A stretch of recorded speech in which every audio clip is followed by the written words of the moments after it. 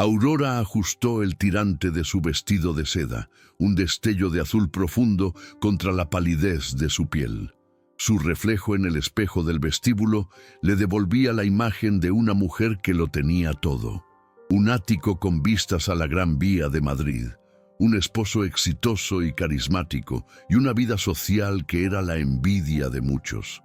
Pero sus ojos, dos pozos oscuros y melancólicos, contaban una historia diferente. La sonrisa que practicaba rara vez llegaba a ellos. Era una máscara pulida que usaba para navegar en el mundo de su marido, Enrique. Hacía años que había guardado sus propios planos y ambiciones en un cajón, convencida de que su rol era ser el cimiento invisible sobre el que él construía su imperio. El amor, se decía, era ceder. El conflicto principal de su vida no era una batalla ruidosa, sino un silencio ensordecedor que se había instalado en su matrimonio. Un vacío que crecía en la distancia entre sus cuerpos en la cama, en las cenas donde el celular de Enrique era el tercer comensal, y en la forma en que él la miraba, como si fuera una pieza elegante pero anticuada de la decoración.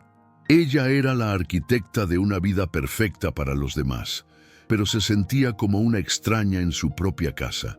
La rutina de Aurora era un ballet meticuloso diseñado para Enrique.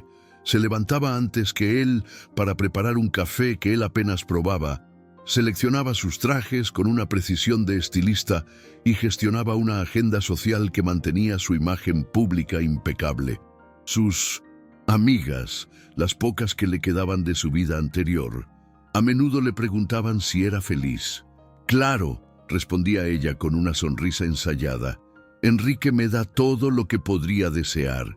Pero en las noches, cuando el peso del silencio la aplastaba, se preguntaba si todo era suficiente cuando no incluía un abrazo sincero o una conversación que no girara en torno a los negocios de él. Soñaba con volver a dibujar, con sentir la textura del papel de calco bajo sus dedos y el olor a grafito. A veces, a escondidas, sacaba sus viejos cuadernos y trazaba líneas de edificios que nunca construiría, puentes que conectaban mundos imaginarios. Eran sus pequeños actos de rebelión, momentos de una libertad que se sentía casi ilícita. Su mayor expectativa era simple, que un día Enrique la viera de nuevo. No como su asistente o la anfitriona de sus fiestas, sino como la mujer de la que se había enamorado, la de mente brillante y risa fácil. La estabilidad de su mundo, sin embargo, ya mostraba grietas, pequeñas fisuras que ella se esforzaba por ignorar. Un cargo en la tarjeta de crédito de una joyería de la que nunca recibió un regalo. Un perfume desconocido en sus camisas que él atribuía a un abrazo de una clienta. Llamadas que cortaba abruptamente cuando ella entraba en la habitación. Cada señal era una pequeña piedra en su zapato, una molestia que decidía soportar para no desequilibrar la precaria paz que había construido. Ella minimizaba todo. «Está estresado», se justificaba. «El negocio es muy demandante». Se convencía a sí misma de que su deber era apoyarlo, no cuestionarlo. Incluso su salud había empezado a resentirse. Un dolor constante en el pecho que los médicos llamaban ansiedad, jaquecas que la dejaban sin fuerzas por horas. Su cuerpo le estaba gritando lo que su mente se negaba a aceptar. Algo estaba profundamente roto. Esa noche, mientras se dirigían a la fiesta en el ático de un socio, el aire en el coche era denso. Enrique no le había dirigido la palabra, concentrado en su teléfono. Aurora intentó romper el hielo. «Te ves muy guapo esta noche», dijo, su voz apenas un susurro. Él ni siquiera levantó la vista. «Gracias». La palabra fue seca, cortante, y el silencio que siguió fue aún más pesado. Ella tragó saliva y miró por la ventana las luces de la ciudad, sintiéndose más sola que nunca. La fiesta era un torbellino de risas falsas y copas de champán. Música lounge flotaba en el aire cálido del verano. mezclándose con el murmullo de conversaciones sobre acciones, viajes y adquisiciones. Aurora se movía entre la gente con la gracia de una bailarina, sonriendo, asintiendo, interpretando su papel a la perfección. Pero por dentro se sentía hueca, un fantasma en su propio banquete. Vio a Enrique al otro lado del salón, el centro de un círculo de admiradores, riendo a carcajadas. Por un instante sintió un impulso de cariño, un deseo desesperado de conectar con él, de sentir que eran un equipo en medio de esa multitud. Quizás, si se acercaba, si le mostraba afecto, él recordaría que ella estaba allí. Con una timidez que no le correspondía a sus 34 años, se abrió paso entre los invitados. Llegó por detrás de él y, con una sonrisa nerviosa, deslizó sus brazos alrededor de su cintura, buscando un abrazo. La reacción fue instantánea y brutal. Enrique se tensó y se apartó de su contacto como si le quemara. Se giró y, con el rostro contraído por la ira, su voz se convirtió en un látigo helado que cortó el aire y las conversaciones cercanas. «Deja de pegarte a mí», gritó, lo suficientemente alto para que varios lo oyeran. «Pareces desesperada». El tiempo se congeló, las risas se apagaron, las miradas curiosas se clavaron en ella, esperando una reacción, un drama. El rostro de Aurora se convirtió en una máscara de calma impenetrable, un último y desesperado intento de ocultar la humillación que la quemaba por dentro, una hoguera que le consumía el alma. No hubo lágrimas, no hubo gritos, solo un silencio atronador en su cabeza. Una calma gélida, antinatural, descendió sobre Aurora. Era un escudo de hielo formándose alrededor de su corazón en llamas. No hubo respuesta, ni una sola lágrima. Con una dignidad que sorprendió incluso a sí misma, simplemente asintió, una inclinación de cabeza casi imperceptible, y se dio la vuelta. Se alejó de él, de su círculo de risas ahora incómodas, y caminó sin prisa hacia la barra. Cada paso se sentía pesado, como si estuviera caminando sobre el fondo del océano, con la presión del mundo entero sobre sus hombros. Las miradas la seguían, agujas curiosas y compasivas que se clavaban en su espalda. Podía sentir los susurros naciendo a su paso, las preguntas silenciosas. ¿Qué había pasado? ¿Estaba bien? Ella no les dio nada. Su rostro era una obra de arte en neutralidad, sus movimientos fluidos como si nada hubiera ocurrido. Llegó a la barra y pidió un vaso de agua con hielo, su voz firme, sin un solo temblor. Necesitaba algo frío que sostener, algo que anclara sus manos temblorosas a la realidad. El barman le entregó el vaso. El frío del cristal fue un shock bienvenido. El tintineo de los cubos de hielo era el único sonido en su universo silenciado. Levantó la vista, sin buscar nada en particular, solo dejando que sus ojos vagaran por la multitud borrosa, y entonces lo vio. Al otro lado del salón, Enrique ya había olvidado el incidente, ya la había borrado, y no estaba solo. Estaba abrazando a Elena, su amiga y esposa de otro socio, pero no era el abrazo casual de dos conocidos en una fiesta. Era un abrazo que Aurora conocía, un abrazo que había anhelado durante años. Los brazos de Enrique la rodeaban con una ternura posesiva. Su rostro estaba enterrado en la curva de su cuello y le susurraba algo al oído que la hizo reír, una risa íntima, cómplice. Era la misma ternura que a ella le había sido negada, la misma conexión que ella había mendigado en silencio, entregada a otra mujer a la vista de todos. La humillación pública se transformó en una revelación devastadora. No había sido un mal momento, no era el estrés, fue una declaración. Él la había empujado para poder acercarse a otra, la había humillado para dejarle claro cuál era su lugar, ninguno. El dolor fue agudo, una cuchillada limpia y profunda que le atravesó el pecho, pero extrañamente no la quebró. Esa imagen fue la única claridad que necesitó. El dolor se cristalizó en una determinación de acero. Las piezas del rompecabezas encajaron con una precisión brutal. El perfume desconocido, las noches de trabajo hasta tarde, la frialdad creciente. Todo tenía sentido. No había lágrimas, no había espacio para la confrontación. Hacer una escena sería darle a Enrique el drama que quizás buscaba, sería darle a esa gente un espectáculo. Ella no era un espectáculo. En su lugar, eligió el poder del silencio.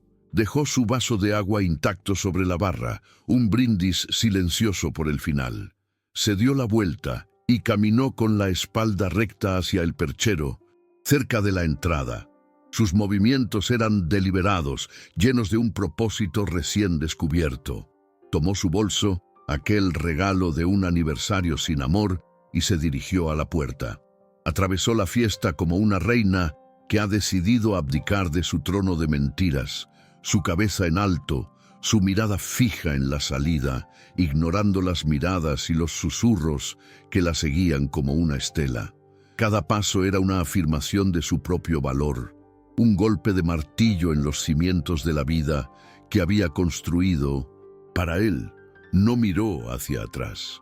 No necesitaba hacerlo.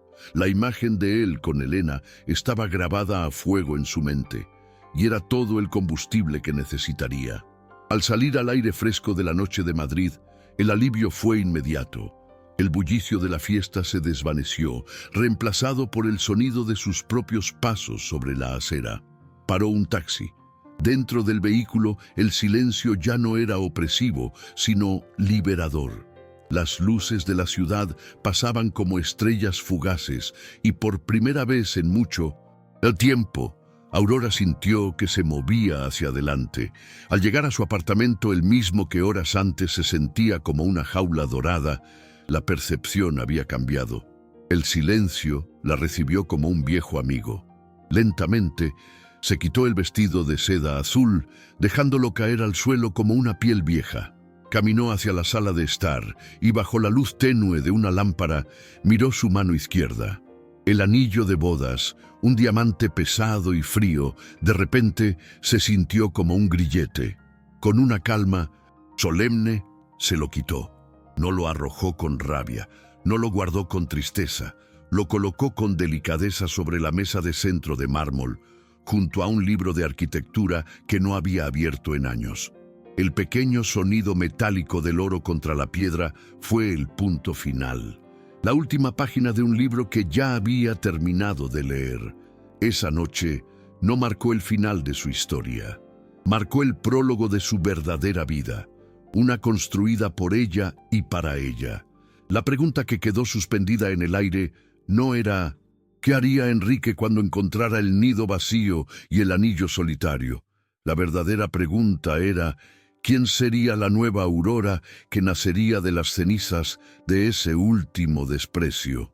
Los días que siguieron fueron un borrón de silencio y movimientos automáticos. Aurora no lloró. El dolor era demasiado profundo para las lágrimas, una roca pesada instalada en el fondo de su estómago.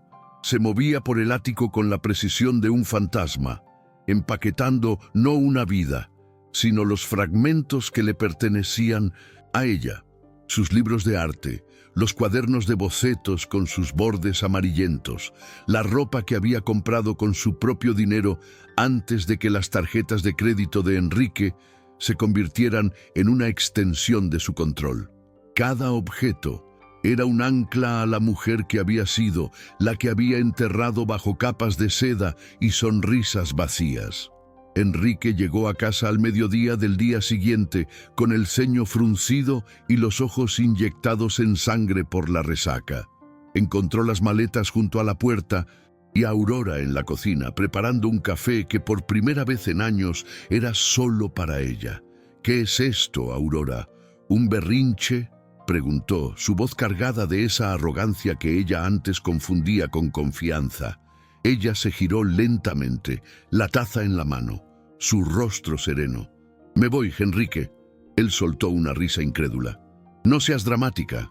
Bebí de más, dije una estupidez. Ya pasó. Desempaca tus cosas». Se acercó para tocarle el brazo, un gesto de posesión, no de afecto. Aurora dio un paso atrás evitando su contacto. El movimiento fue pequeño, pero la distancia que creó fue abismal. No fue lo que dijiste, fue la verdad que mostraste. Su voz era tranquila, sin temblor, una calma que lo desarmó. La verdad sobre Elena, la verdad sobre nosotros. La mención de Elena borró la sonrisa de su rostro. Estás imaginando cosas, estás cansada, estresada. No, lo interrumpió ella, su tono final. Estoy despierta. No hubo más discusión. Él la observó tomar sus maletas, esperando que en 1900 cualquier momento se derrumbara, que le suplicara que la detuviera, pero ella no lo hizo. Caminó hacia la puerta, la abrió y antes de salir, se giró para mirarlo una última vez. No había odio en sus ojos, solo una inmensa y desoladora lástima. Espero que encuentres lo que buscas, Enrique. Y cerró la puerta. El sonido del cerrojo girando fue el epitafio de su matrimonio. Su primer refugio fue el pequeño apartamento de su hermana menor, Sofía. Un lugar caótico, lleno de libros apilados, lienzos a medio pintar y el olor a trementina y café recién hecho. Era un mundo opuesto a la esterilidad de su ático y por eso mismo se sentía como un hogar. Sofía la recibió con un abrazo que duró varios minutos, un abrazo que finalmente rompió el dique de hielo que Aurora había construido a su alrededor. Allí, en la seguridad de los brazos de su hermana, el llanto llegó. No fue un llanto ruidoso, sino un sollozo silencioso y profundo que sacudió todo su cuerpo.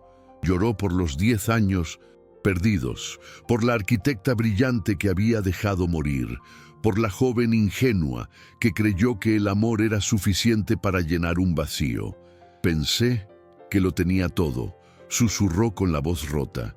Sofía la apartó suavemente, la miró a los ojos y dijo con una firmeza llena de amor: tenías una jaula, Aurora, una jaula muy bonita, pero una jaula al fin y al cabo. Ahora eres libre. Los primeros meses fueron los más duros. La libertad se sentía extrañamente como el vértigo. Estaba acostumbrada a que su día girara en torno a las necesidades de Enrique. Ahora, las horas se extendían ante ella, vacías y aterradoras. El silencio ya no era liberador, sino un eco de su soledad. Las noches eran una tortura, llenas de pesadillas en las que volvía a la fiesta, sintiendo el peso de todas esas miradas sobre ella. Luchaba contra la voz en su cabeza, la voz de Enrique, que le decía que era débil, que no era nadie sin él. Se sentía invisible, despojada de una identidad que, aunque falsa, era la única que había conocido durante una década. El mundo exterior parecía un lugar hostil. Las pocas amigas de su vida de casada dejaron de llamar. Su caída del pedestal social había sido tan rápida como silenciosa.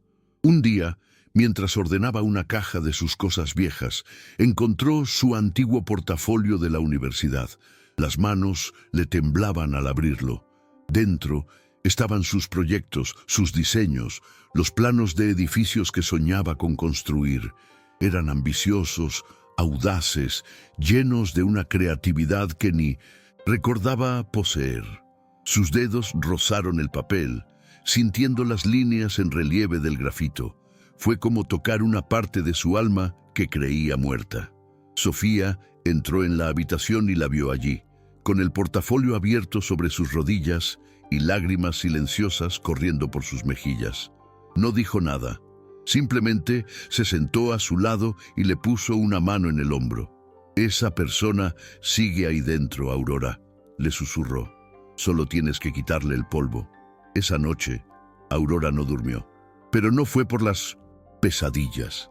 Fue porque, por primera vez en 10 años, sacó un lápiz y una hoja en blanco. Al principio, su mano se sentía torpe, extraña. Las líneas eran vacilantes, pero no se detuvo. Dibujó toda la noche, sin un plan, sin un objetivo, solo dejando que la emoción fluyera a través del grafito. Dibujó la jaula y luego dibujó una puerta abierta. Dibujó un puente que se rompía y luego otro, más fuerte, que se alzaba sobre el abismo. No era un plan de reconstrucción, no era un proyecto arquitectónico.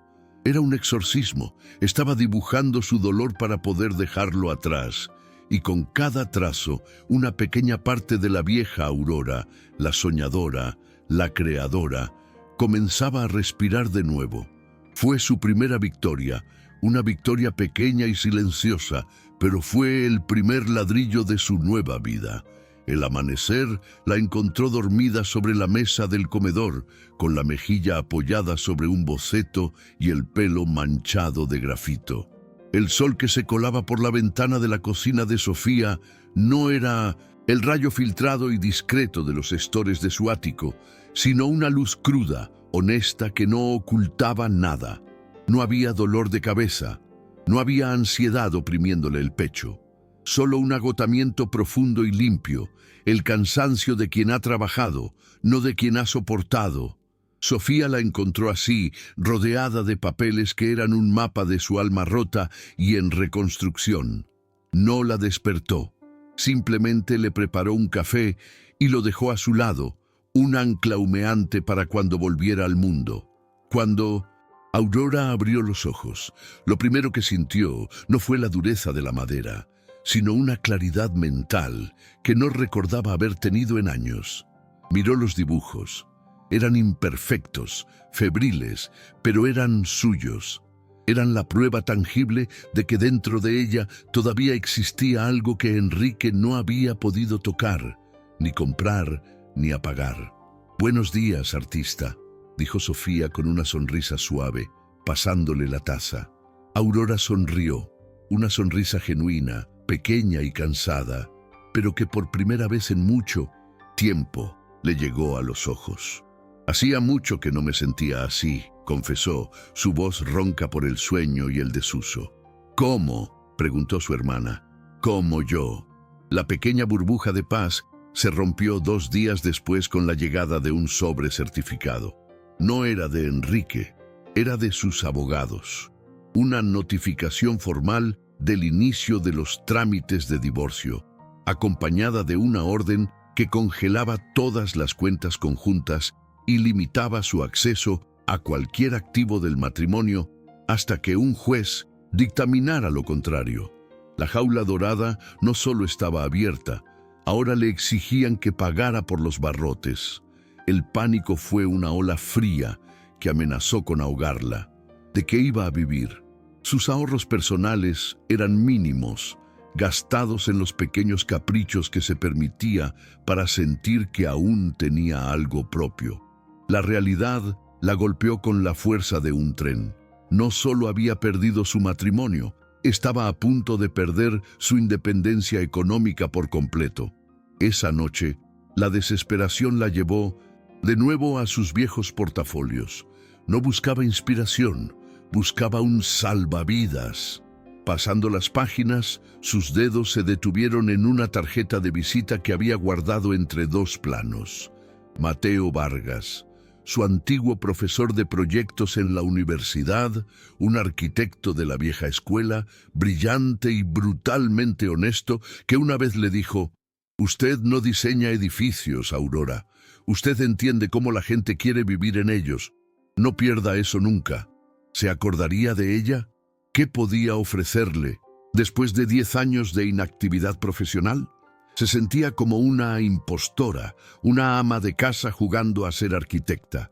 Pero la alternativa era rendirse, volver a Enrique con la cabeza gacha, y esa opción ya no existía en su universo. Al día siguiente, con el corazón martilleándole en la garganta, marcó el número.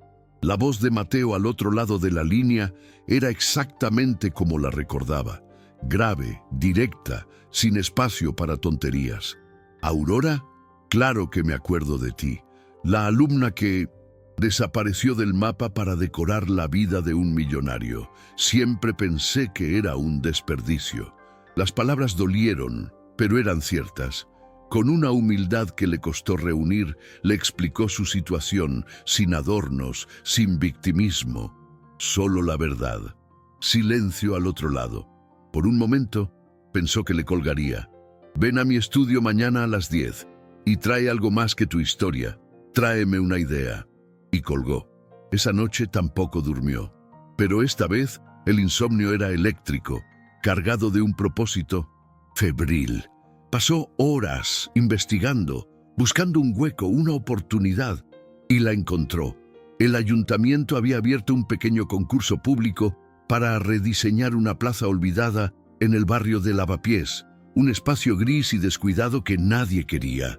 El premio era modesto, pero la ejecución del proyecto era una puerta de entrada, una forma de volver a poner su nombre en el tablero.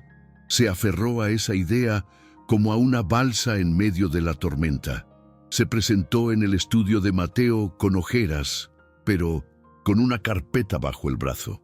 Él la escuchó en silencio, mirando sus bocetos preliminares, su análisis del espacio. No sonrió, no la elogió, simplemente la miró fijamente. Esto es mediocre, Aurora. Tienes la técnica, pero no tienes alma. Estás dibujando lo que crees que quieren ver, no lo que este lugar necesita.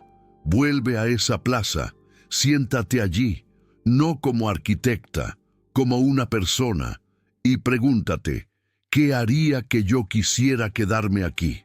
Fue un balde de agua fría, pero también fue el mejor consejo que le habían dado en una década. Así comenzaron sus nuevos hábitos. Cada mañana tomaba el metro hasta Lavapiés y se sentaba en un banco de esa plaza desolada. Observaba.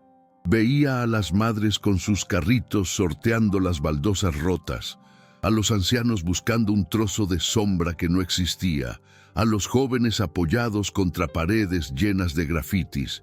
Dejó de pensar en estructuras y empezó a pensar en personas. Y poco a poco, el proyecto comenzó a transformarse. Ya no era un diseño, era una solución. Un espacio modular con sombra y vegetación, un área de juegos segura, bancos que invitaban a la conversación, no al aislamiento. Trabajaba día y noche en el pequeño apartamento de Sofía, que se había convertido en su cuartel general. El olor a trementina se mezclaba con el del café cargado. Las paredes estaban cubiertas de planos y renders. Estaba agotada pero viva. Cada línea que trazaba era un acto de recuperación. Cada cálculo un paso más lejos de la mujer que solo sabía organizar cenas. Estaba construyendo algo desde cero, y ese algo no era solo una plaza, era ella misma. Una tarde, mientras estaba inmersa en los detalles de una pérgola, su celular vibró. Era un número desconocido. Contestó distraídamente. Aurora. La voz de Enrique la paralizó. He oído que estás jugando a la arquitecta. Es adorable, pero este juego se ha acabado. Vuelve a casa. Hablemos como adultos. Sabes que no puedes sobrevivir sin mí. Su tono no era conciliador. Era el de un dueño llamando a su mascota. El miedo le revolvió el estómago. La vieja Aurora habría vacilado, habría sentido esa punzada de dependencia. Pero la mujer que sostenía el teléfono tenía las manos manchadas de tinta y la mente llena de ángulos y perspectivas. Respiró hondo. Lo siento, Enrique, dijo, y su propia calma la sorprendió.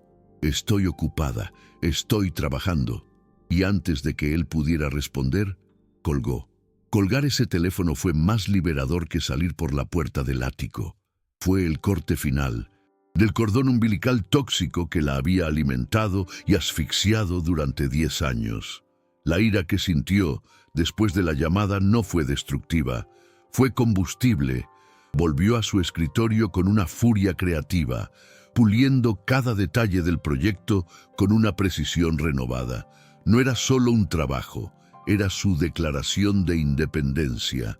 La noche antes de la fecha límite, miró el proyecto terminado. En la pantalla, la plaza gris se había transformado en un oasis urbano lleno de vida y color. No era grandilocuente, era humano. Era un reflejo de su propio viaje, de la oscuridad a la luz, del aislamiento a la conexión. Con un temblor en los dedos, adjuntó los archivos en un correo electrónico y pulsó enviar. No sabía si ganaría. En ese momento no importaba. Había terminado lo que había empezado. Había cumplido su palabra consigo misma. Por primera vez en una década, Aurora no era la esposa de alguien, ni la anfitriona de nadie. Era una arquitecta, y eso era una victoria en sí misma. Las 2 semanas que siguieron al envío del proyecto fueron un purgatorio de silencio y F5. Cada mañana, Aurora se despertaba con un nudo en el estómago, una mezcla de esperanza y terror que le robaba el apetito.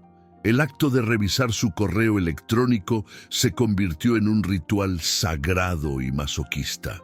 La bandeja de entrada, llena de spam y notificaciones sin importancia, era un desierto que se negaba a darle el oasis que buscaba. Intentaba mantenerse ocupada, ayudando a Sofía con sus lienzos, ordenando el pequeño apartamento hasta que no quedaba un solo átomo de polvo fuera de lugar. Pero su mente siempre volvía al mismo lugar, a esa plaza, a esos planos, a esa única y frágil posibilidad.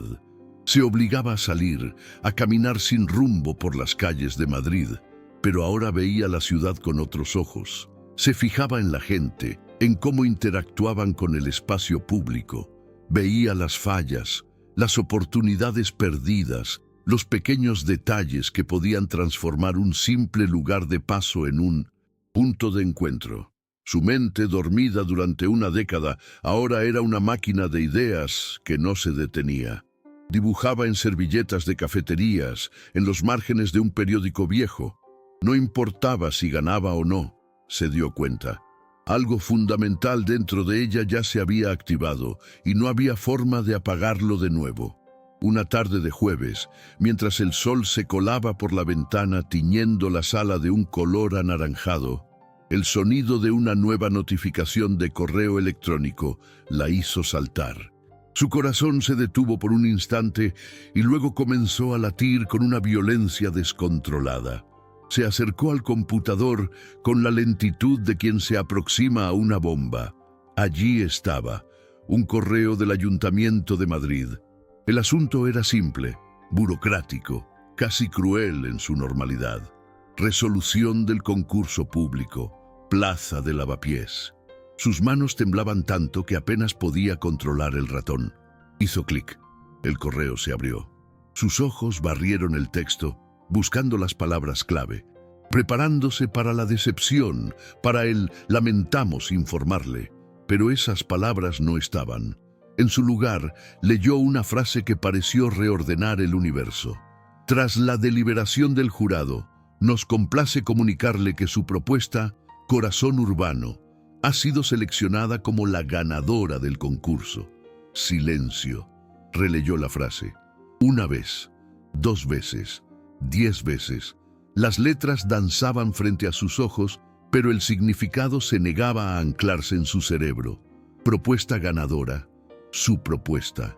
Buscó su nombre en el documento adjunto como si necesitara una prueba irrefutable, y allí estaba, Aurora Reyes, no Señora de Enrique Moura, solo su nombre, el nombre de la arquitecta.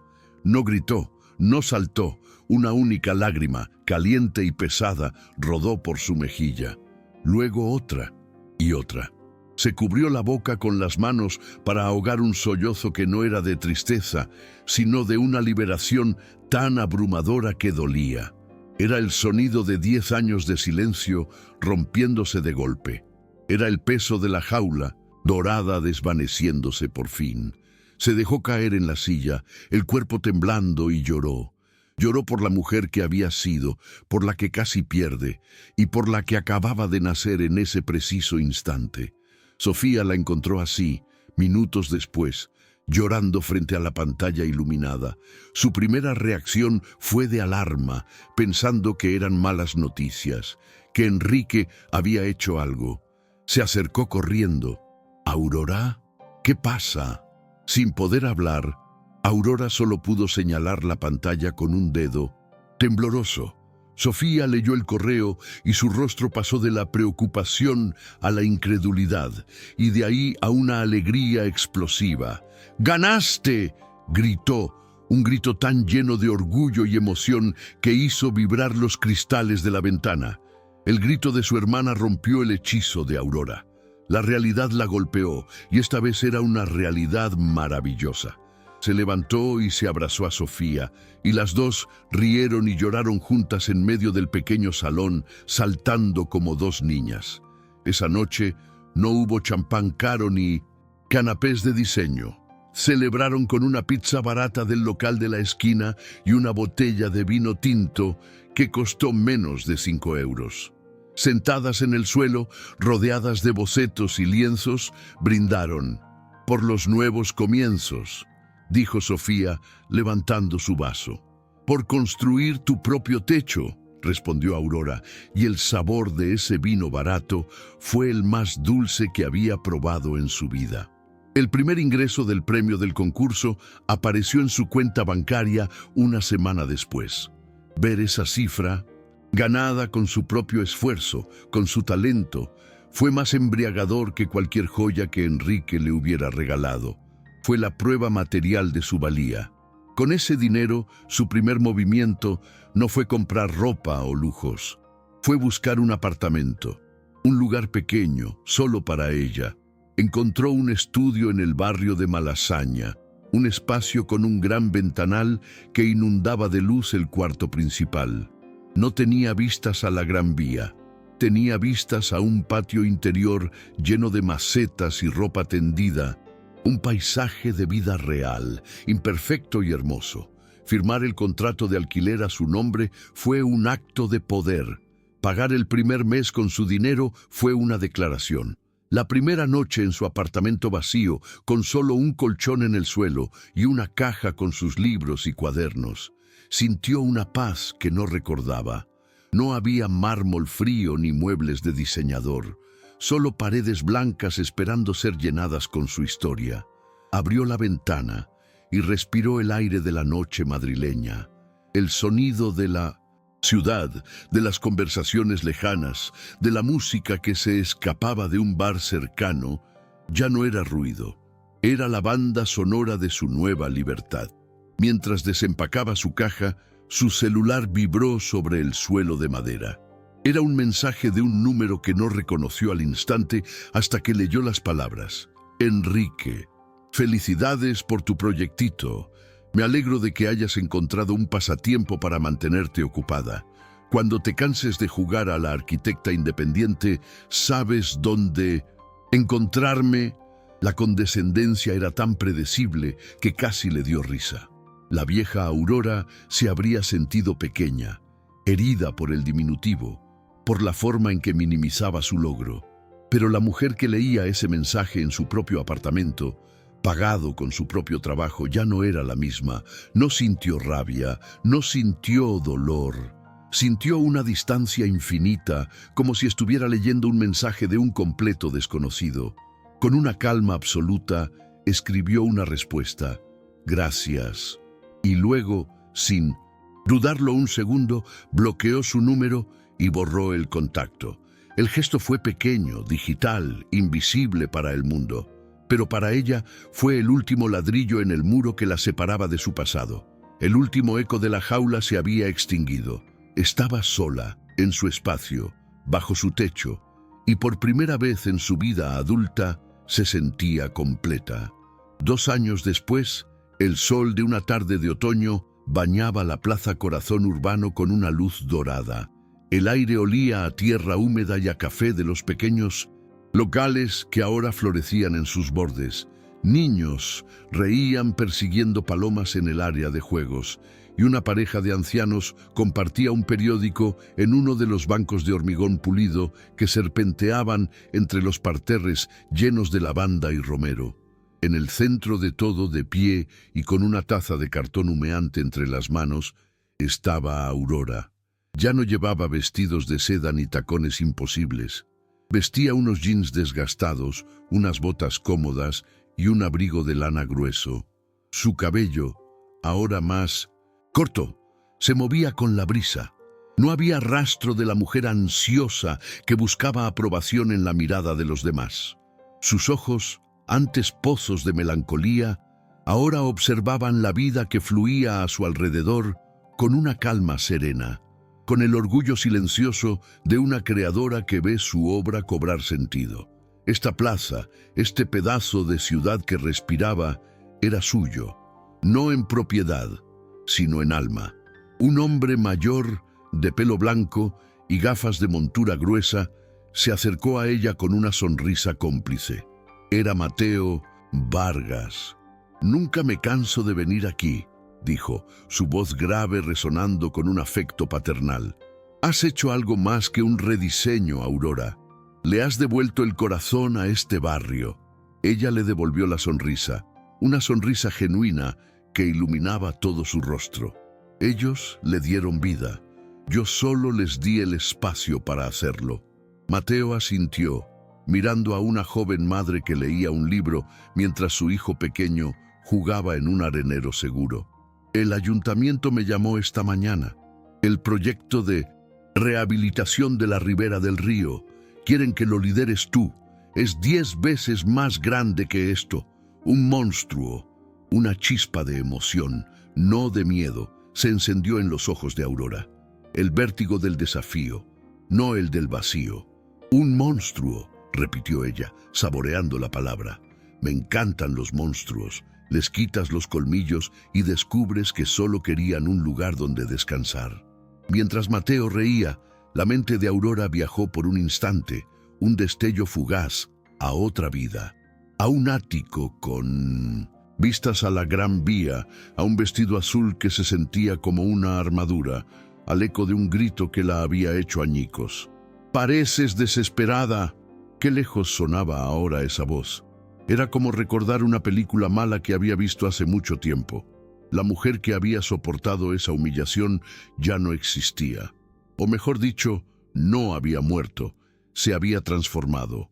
La humillación no la había destruido, la había liberado. Cada ladrillo de esa plaza, cada banco, cada árbol plantado, había sido un paso en su reconstrucción. Había aprendido que la verdadera estabilidad no venía de un esposo exitoso o de una cuenta bancaria compartida, sino de la base sólida que uno construye bajo sus propios pies. Su pequeño estudio en Malasaña se había convertido en una oficina modesta pero bulliciosa, con 2 arquitectos jóvenes que compartían su visión de una arquitectura humana. Su nombre, Aurora Reyes, empezaba a ser sinónimo de renovación urbana y sensibilidad social. Su vida ahora no era ostentosa, era rica.